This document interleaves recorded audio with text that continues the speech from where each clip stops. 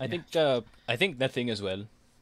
Ito, no offense sa CF community dito sa Pilipinas. I think the word abangers has set us back so long dito sa Pilipinas. I think yung pagiging abangers being a bad thing dito sa Crossfire, parang ano no, na-handicap natin yung sarili natin dahil May naging point. masama May yung point. ganun na ano. May Naging point. May masama yung point. ganun. Ay, abangers ka, kung takot mo ako labanan. Ah. Tol, antayin mo makalaban yung Imperial. Yun talaga. Yun yung Yun talaga, abangers. talaga. Abangers. Yun, abangers talaga. Kung may dictionary definition, yung abangers, Imperial, yung mukha ni The Animals yung lalabas. Basically. Grabe.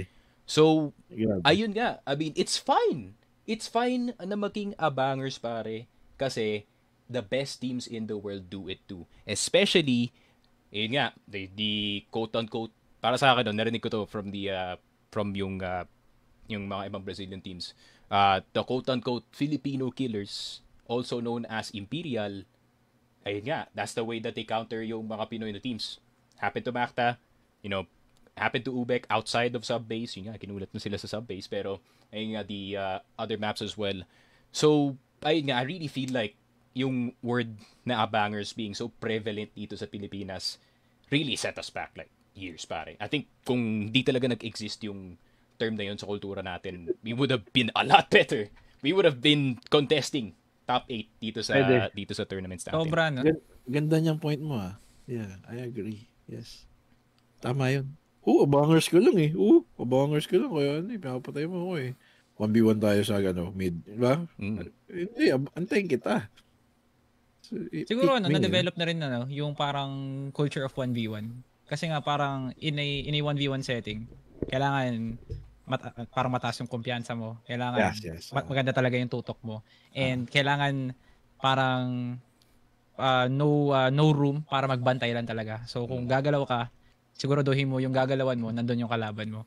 And I kinda understand kung ano yung sinasabi ni Sneaky. Siguro, take Koi, for example.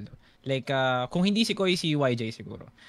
Putting Koi in a position na mag-aggressive sniper siya, parang, ba't sa kanya okay lang? Kasi, he has a definitive role eh.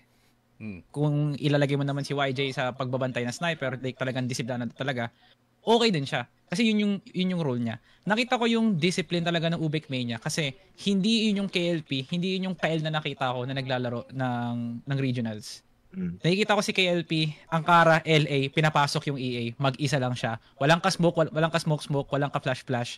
Ang tanging nag-clear lang ng vents niya, si JJ, pati si Loy. Si Kano, on second entry.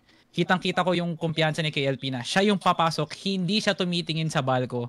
Papasok siya ng EA kasama yung mga entry fragger. Nung lumipad siya papuntang Hangzhou, Black Widow, nakatayo lang sa ter. Siguro magdadalawa 3 minuto na. Nandun pa rin yung observer, nakatingin pa rin sa kanya.